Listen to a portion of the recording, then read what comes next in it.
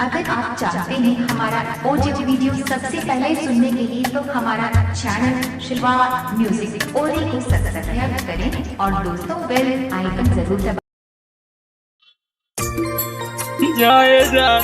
अब हम सारा दिन कैसे जिये बतावा, तू ही बतावा।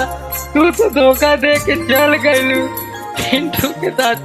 अरे हमरा में कौन गलती रहे, कौन गलती कैली यो ना बतैलू। ये जान जा रही है, खुश रही है जान। और इस दीवाना के दर्द जरूर दुनिया लोग बूझी, जरूर बूझी।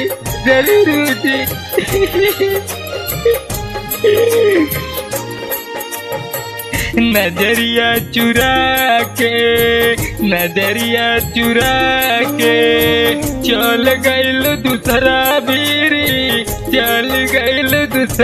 भीरी, काहे दिल दीवाना के तड़लू अवर जाल, काहे दिल दीवाना के तड़लू अवर जाल। नजरिया चुरा के चल गइल दूसरा भीरी, अपना विकास के गइल तुरुला के। नजरिया चुरा के अरे हमरा में कौन गलती रहे, खुदा ही ना बतैलू रे परी।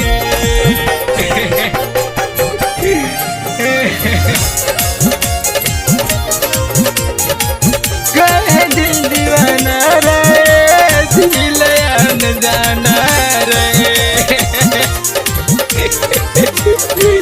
कहे दिल दीवाना रे, दिल अनजाना रे।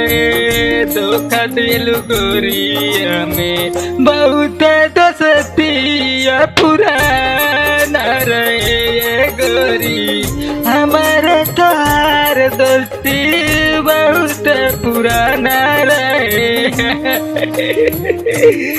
अरे एक बार तू बता दे, तू हवा पर दिल निकाल के तारा हाथ में दे देती। ये जान ऐसे तू काहे कैलू हो जाए।